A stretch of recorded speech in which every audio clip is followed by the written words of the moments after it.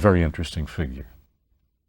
Chekhov was probably the most subtle of the Russian writers.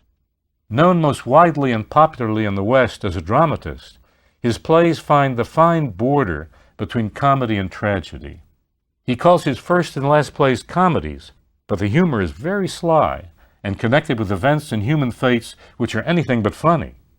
It's certainly connected with a sensitive artist, also a medical doctor, who looks at the world through eyes which cannot be fooled by human pretense. His exquisite short stories also catch human situations in a way that precludes all of our normal deceptions. He, the descendant of a serf, consciously squeezed the slavery out of his own soul. And of course, he was a playwright whose first serious attempt ended in total disaster. When they first put the Seagull on the stage in Petersburg, it was practically hissed off the stage. But when he became connected with the Moscow Art Theater, he became a symbol to the world of what theater could become in the 20th century. He set the highest standard for theater, not only in our time, but probably for many generations to come. His briefest short stories strike the deepest emotional chords. He has a short story about a man talking to a horse, a very, very brief short story called Grief. The man tries to pour out his grief to human beings, and they won't listen to him. He talks to the horse, and the horse understands. And in the understanding of the horse, we get an understanding both of the story and of human beings. By the end of the 1890s, we've left the golden age behind, and various groups are struggling to capture the attention of the Russian reading public. We've not had time to deal with the so-called Silver Age from the 1890s to World War I, which produced some magnificent poetry, a new kind of prose, and many new creative ideas about art and literature. But by the way, not only art and literature, but in dance, in music, in spirituality, in virtually all ways, the Silver Age of Russia was a very powerful and creative age. In the midst of these polemics, one heard the arguments of the revolutionary Marxists, who had their own ideas about the proper place and social tasks of literature and art. The polemics took on a much fiercer tone after the Bolshevik Revolution and rise to power in October-November of 1917. At that point, the famous eternal questions became more directly connected with politics and the problems of administering a state with a total ideological plan for all aspects of the country, most especially including literature and art.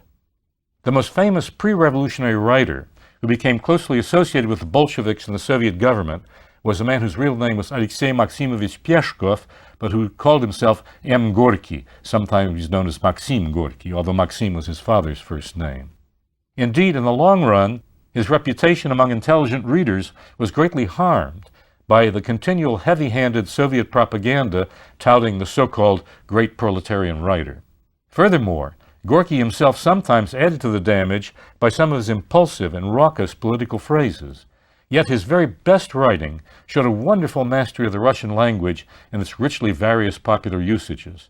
The Bolshevik regime also carefully concealed his many efforts, no small number of them successful, to protect both human life and human creative endeavor from the repressive excesses of that very Soviet government which he had hoped for. Especially, of course, this occurred in the early years of that government. And it was Gorky himself who turned God-seeking into God-building. The whole idea of the existence of God still came in even into his writing very deeply and very powerfully.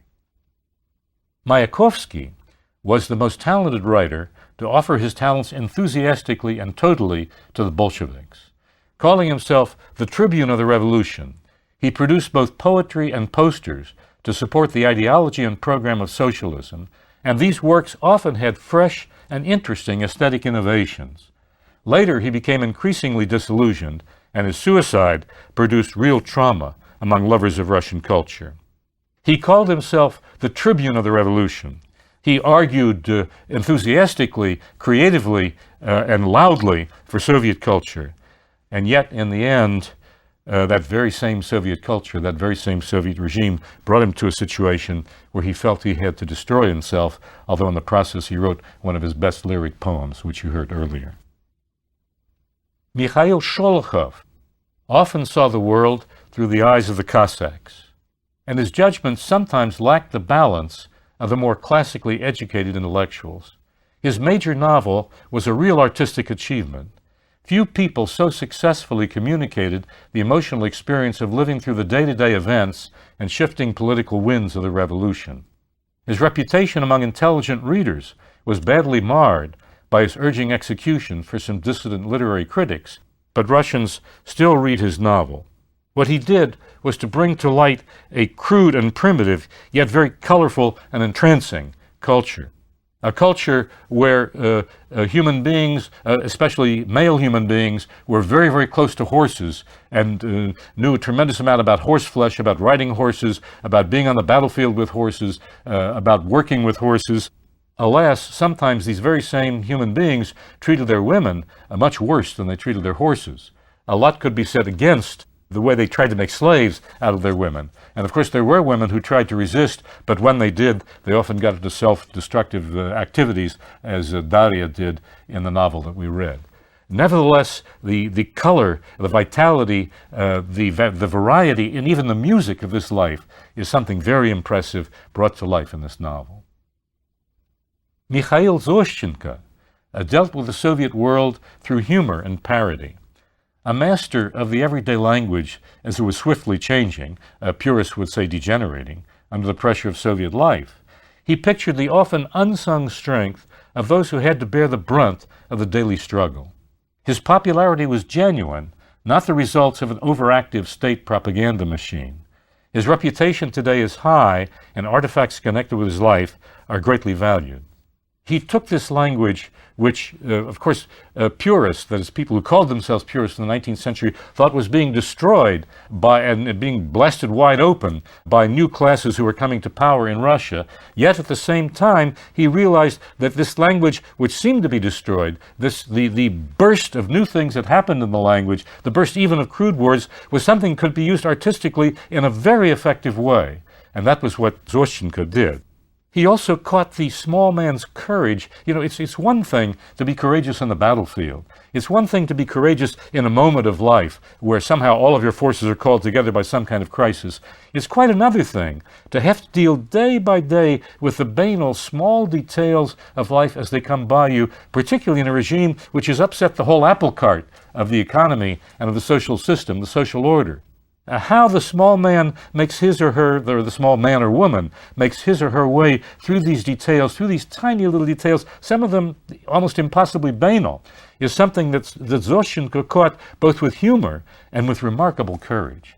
A courage which is every much the equivalent, and in my opinion, perhaps even greater than the courage of the battlefield, or the courage of somebody who suddenly has to mobilize all of his or her forces to meet a crisis. This is quite remarkable in Zoshchenko, and of course this is deeply appreciated by his Soviet readers. Pasternak was one of the finest poets of the 20th century. His gift of creative work and of poetic translation was virtually unmatched.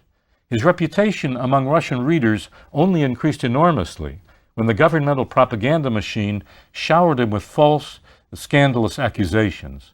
His voice as a lone poet among crowds of insensitive people made itself heard and felt around the world. Of course, for us, this is most especially true in his prose novel, Dr. Zhivago, where he shows a man who's a genuine individual, Yuri Zhivago, a man who studied medicine, a man who used medicine to help the people around him, a man who was initially rather enthusiastic about the revolution, who thought that, well, with all of its violence, with all of its bloodletting, nevertheless, it can lead to something good. And yet a man who soon found out that to try to do honest work under the system was very impossible, and to support a family, particularly in the upset days of the revolution, was almost impossible. And so we got that magnificent trip out to Siberia where Pasternak brings us close to Russian nature, brings us close to all of the forces around there, the beauties of that magnificent country that extends in such a way that you could put 3 United States into one of what had been the Russian Empire and what in Pasternak's day was the Soviet Union. It's a beautiful work of art, and of course a beautiful statement of a man who will be an individual, who will be his own man, who will play a role in history where the individual character of human beings makes a difference in spite of all the so-called collectivism around him. The death of Yuri was a very sad one, and one that Pasternak caught both in the prose and also in the magnificent poetry that came in the end. As he put it, жизнь прожить, это не поле перейти. To live life is a great deal more complicated than simply crossing a field, and Pasternak certainly understood that, as did Yuri Zhivago in this novel. Alexander Solzhenitsyn startled both the Soviet Union and the entire world when his short novel punctured the official Soviet claim that the USSR had no penal labor camps. In spite of terrible political and police pressures, he managed to maintain his position as witness to the truth. Threats of incarceration and execution did not move him, and actual exile only deepened his resolve to speak as a prophet. In spite of many contemporary claims that his is a voice from the past, he maintains his ideas and arguments. He represents a stubbornness that is truly Russian. And of course, Solzhenitsyn's position today is a very difficult one. He came back from exile in the United States across Russia in a very slow train, sponsored actually by the BBC, hoping to catch the voice of new Russia. And of course, in the first moments when he came back, people were tremendously eager to hear him. And he made a very slow procession through Siberia all the way to Moscow. When he got to Moscow, he was awarded a television talk program. People hoped to hear the voice of Solzhenitsyn as they knew it through literature. What they got was a rather cranky old man who thought that everything going on was wrong and who wouldn't let anyone else talk on his program, would only let himself talk even when he had invited guests. The result was that his reputation went down and people stopped listening to him, although as a matter of fact he continued writing books even to the present day. He wrote books about the Russia as he saw it, and how an enlightened form of nationalism could create a new Russia which would be far better than anything that came before. But of course, people heard in this call for nationalism something quite different from what he meant. And then he wrote two volumes, two very, very thick volumes, as a matter of fact, about the history of relations between the Jews and Russians from the late 17th century to the late 19th century. He called it 200 лет вместе, or 200 years together. This book has aroused a tremendous amount of controversy, but to me it's very interesting because it shows the whole Jewish question through the eyes of a Russian, through the eyes of somebody who cares very much about the reputation of Russia and who would like to see both nations live together, both peoples live together in peace and in amity. And so, there you have it. We've completed a gallop through Russian literature from the days of early Kiev through the 20th century. Of course, a gallop is something that you do very fast, and it's kind of hard to watch the ground that's beneath the feet of the horse, but I'm hoping that with at least some of that ground we've found. There can be no claims of completeness or exhaustiveness. No small number of good writers and fine works have been skipped. Russian literature is a deep and expansive ocean, but I hope you've received a stimulating impression of the vast spiritual and artistic wealth of this magnificent language and culture. If these words help you ponder and then read some of the works with all your heart, with all your soul, and with all your might, to use the biblical language, and that's the only way to study something, with all your heart, with all your soul, and with all your might. And Russian Passion has something to say about this. If you do this, the goal of these lectures will have been achieved, and I do think that you'll do something for your own life that you'll be very happy about in understanding and perception. And where else will you find such a collection of great writers, of great souls? One might answer only in the greatest epics of world literature, from the Bible and the ancient Greeks through all of European and probably Asian history. I can only quote from parts of Turgenev's famous poem in prose.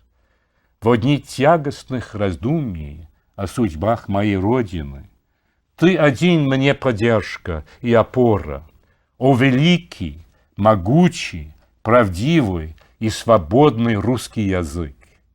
Но нельзя верить, чтобы такой язык не был дан великому народу. In the heaviest days of despair about the fate of my native land, you alone are my helper and supporter, O great, mighty, truth-bearing, and freedom-giving Russian language. It's impossible to believe that such a language was not given to a great people. Не был дан великому народу.